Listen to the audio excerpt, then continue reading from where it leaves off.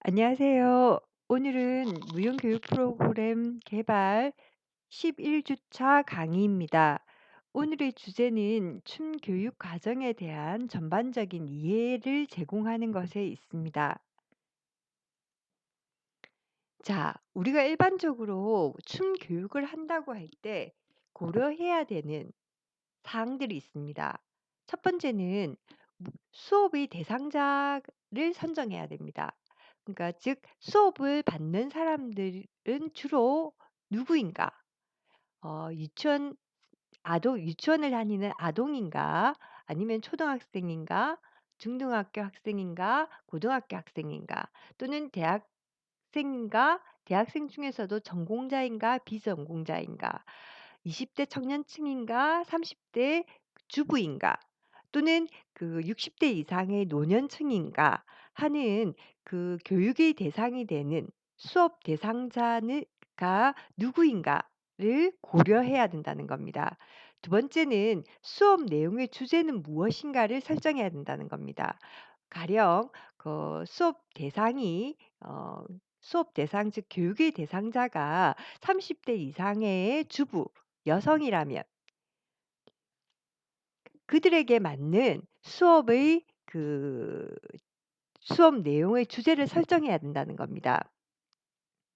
그리고 세 번째, 수업 내용을 통해 달성해야 할 학생들의 능력별 목표는 무엇인가를 또한 설정해야 한다는 겁니다. 즉 같은 중학교 1 학년 여학생을 대상으로 춤 교육을 실시한다고 할 때 그 반에는 움직임을 아주 잘 따라하는 학생들도 있을 것이고 잘 따라하지 못하는 학생들도 있습니다. 그렇다면 잘하는 학생의 경우에 그들이 도달해야 되는 목표가 뭐고 못하는 학생들이 그들의 어떤 못하는 그 능력에서 최대치로 이끌어낼 수 있는 할 수 있는 목표점은 무엇인가를 설정해 두어야 한다는 겁니다. 다른 케이스에도 마찬가지겠죠. 60대 이상의 노년층인 경우에도 잘하시는 분들이 도달해야 될 목표점과 잘 못하는 분들이 도달해야 되는 목표점을 미리 설정하고 고민해 두어야 된다는 겁니다. 네 번째는 수업 진행 시 학습 자료, 여러 가지 도구를 활용할 수 있죠. 그런 학습 자료를 어떻게 활용할 것인가 는 문제에 대해서도 고민이 필요합니다. 다섯 번째는 어떤 방식으로 교수할 것인가, 어떤 방법으로 티칭할 것인가 하는 겁니다. 그냥 일반적으로 춤 교육에서는 따라하세요, 무조건 따라하세요 이런 방식을 많이 선택하고 있는데요. 그거 말고도 다양한 방식에 대한 고민들이 필요하다는 겁니다. 여러분들이 더 잘 아시죠? 무조건 따라하기가 가지고 있는 긍정적인 측면도 있지만 그것이 가지고 있는 그 부정적인 측면들도 있습니다. 때문에 어떻게 선생이 학생들에게 잘 티칭할 것인가 그 티칭 방법에 대한 고민들도 필요하다는 겁니다. 여섯 번째, 수업의 평가는 어떻게 할 것인가. 단순히 시험을 친다고 할지라도 어떤 점에 주안점을 두고 평가할 것인가는 겁니다. 이런 그 평가의 기준점을 마련하는 것도 중요한 문제입니다. 해서 1 에서 6에 해당하는 내용은 춤 교육에서의 가장 기본적인 고려 사항들인 동시에 무용 교육 프로그램을 만들 때 또는 춤 교육 그 계획서를 작성할 때 "나는 이렇게 해 가지고 수업 진행할래요." 하는 게 춤 교육 계획서 내지는 무용 교육 프로그램이라고 할 수 있는데 이런 걸 만들 때 반드시 이 6 가지에 대한 어 설정이 필요합니다. 그래서 이 6 가지는 아주 중요한 춤 교육에서 특히 춤 교육 프로그램 춤 교육 계획서 따위에서 굉장히 반드시 이렇게 그 설정하고 밝혀야 되는 중요한 내용들입니다. 자, 그렇다면 "춤 교육에서 다루는 주된 내용은 무엇인가?" 했을 때 춤 교육하면은 기본적으로 움직임 교육을 많이 합니다. 두 번째는 창작과 관련된 교육을 합니다. 세 번째는 춤 양식 교육을 합니다. 네 번째는 춤의 사회 문화사적 의미에 관해서 교육을 하기도 합니다. 그래서 우리가 춤 교육이라고 하면 움직임 교육, 창작 교육, 춤 양식 교육, 그리고 춤의 사회 문화사적 의미 교육, 크게 네 가지로 구분해 볼 수 있습니다. 그렇다면 그 이 각각의 내용들은 또 무엇으로 이루어졌는가를 한번 살펴보도록 하겠습니다. 먼저 움직임 교육은 제가 앞서도 몇 주에 걸쳐서 라반 움직임 분석 이론에 관해서 이야기를 했었습니다. 그래서 상당히 학생들이 어려워하기도 하고 개념 잡기를 쉽지 않아 했는데 이 라반 움직임 분석 이론, 즉 LMA 이론은 전 세계적으로 움직임 교육에서 가장 활용을 많이 하고 있는 이론 체계입니다. 그래서 뭐 앞서 몇 주에 걸쳐서 이 이야기를 했기 때문에 간단하게 정리를 하고 넘어가도록 하겠습니다. 먼저 앞서 이야기했던 것처럼 라반 움직임 분석 이론에서는 움직임을 두 가지 층위로 구분한다고 했습니다. 외적 층위와 질적 층위를 구별한다고 했죠. 외적 층위는 에너지의 문제를 배제한 층위입니다. 그냥 일반적이고 보편적인 움직임, 눈에 보이는 층위라고 할 수 있습니다. 그리고 움직임의 질적 층위는 즉 에너지에 관한 부분입니다. 그 라바니론에서는 이 에너지를 effort라고 이야기한다고 했죠. 그죠? 그러면은 먼저 움직임의 외적 층위에 그러니까 외적 층위에 해당하는 움직임은 무엇으로 구성되나요? 외측 층위에서 이야기하는 움직임은 네 가지 요소, 신체, 시간, 공간, 힘으로 구성됩니다. 즉 움직임은 신체가 있어야 되고 시간이 있어야 되고 공간이 있어야 되고 힘이 있어야지만이 움직임이 구성된다는 겁니다. 여기에서 특히 이 움직임의 네 가지 구성 요소 중에서 신체와 관련해서 움직임 교육에서 가장 많이 강조하는 것은 다양한 신체 부위의 활용입니다. 가령 예를 들어서 여러분들이 유아 교육을 할 때 어린 미취학 아동을 대상으로 해서 춤 교육을 한다고 할 때 학생들에게 "나비를 한번 흉내 내 보세요." 뭐 "나비처럼 한번 움직여 보세요."라고 이야기하면 대부분의 아이들은 어떻게 움직일 것 같아요? 두 팔을 나풀나풀 옆으로 흔들면서 움직이겠죠. 어 대부분 팔을 움직일 겁니다.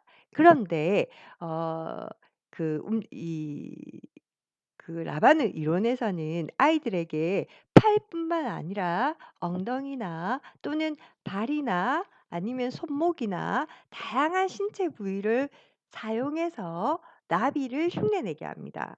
그래서 어 몸의 다양한 부위로 나비를 표현할 수 있구나. 꼭 두 팔을 나풀거려야지만이 나비를 표현할 수 있는 것이 아니라 견갑골이라든지 엉덩이라든지 손목이라든지 아니면은 발, 다리, 따위를 이용해서도 '나비를 표현할 수 있구나.'라는 것을 학생들에게 교육합니다. 또한 시간과 관련해서는 우리가 여러분들도 움직이시다 보면 대부분 여러분들이 저한테 보낸 그 영상 자료에도 보면 4분의 4 박자로 움직이는 경우가 많습니다. 즉 하나 둘 셋 넷, 하나 둘 셋 넷, 하나 둘 셋 넷. 그리고 템포도 거의 대부분 하나 둘 셋 넷, 하나 둘 셋 넷 템포가 일정하고 박자도 대부분 4분의 4 박자로 일정하게 사용하는 경우가 많습니다. 하지만 우리가 알고 우리가 익숙하게 쓰는 박자 외에도 박자는 아주 다양할 수 있죠. 그리고 템포도 아주 다양할 수 있습니다. 해서 이 라반 움직임 분석 이론에서는 특히 이 시간과 관련해 가지고 학생들에게 다양한 박자와 다양한 템포에서 움직일 것을 유도합니다.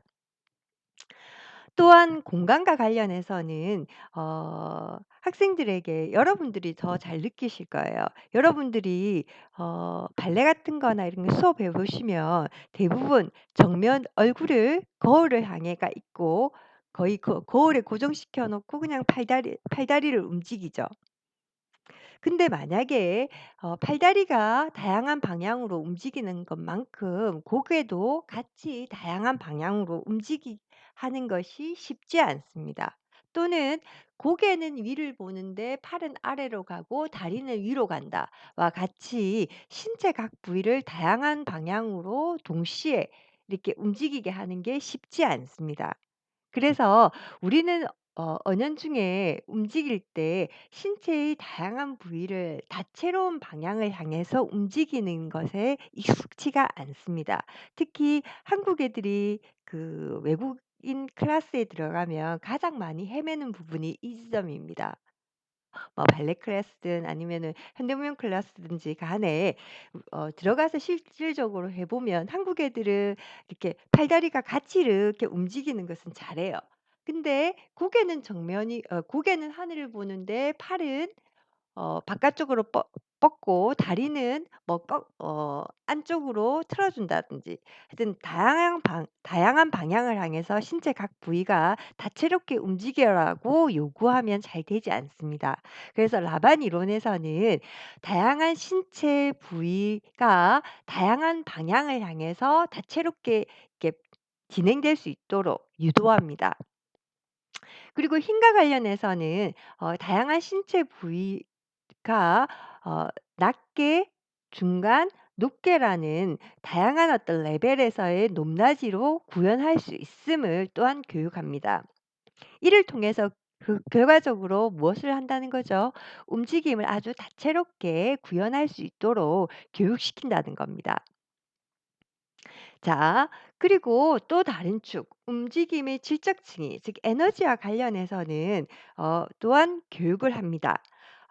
특히 그 흐름은 주로 무엇과 관련되냐면요. 이 에너지의 질적 층위, 움직임의 질적 층위, 즉 에너지는 또 네 가지 요소로 구성된다고 했죠. 흐름, 시간, 공간, 힘.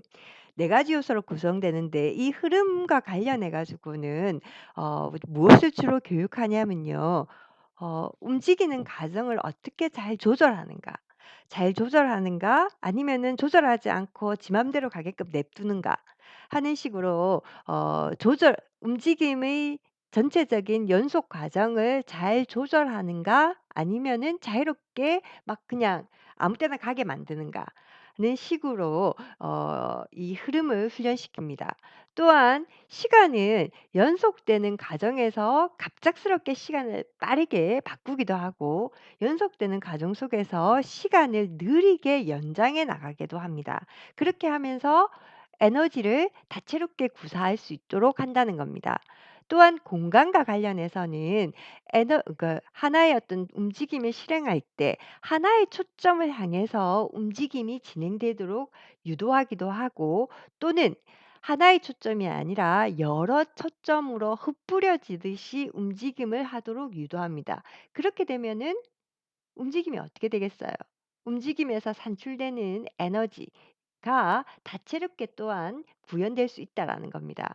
그리고 또 힘과 관련해서는 단순히 높낮이의 문제가 아니라 움직임에서 산출되는 힘의 경향성을 가볍게도 구사할 수 있게끔 유도하고 또는 느 무겁게 느껴지게끔 또한 구사하기도 한다는 겁니다. 이거 다 몇 주에 걸쳐서 제가 이야기했던 건데요. 이런 에너지를 구성하는 네 가지 요건, 흐름, 시간, 공간, 힘에 관해서도 이처럼 다채롭게 교육을 시킴으로써 그 에너지 구사에 있어서 좀 더 이렇게 다양한 표현력을 확보할 수 있도록 유도한다는 겁니다. 그래서 이 라반 이론 중에서도 네 가지 요소를 중심으로 한 이러한 교육이 가장 많이 실질적으로 활용되고 사용되고 있는 부분들입니다. 자, 첫 번째 영상은 여기서 마치고요. 두 번째 영상으로 넘어가겠습니다.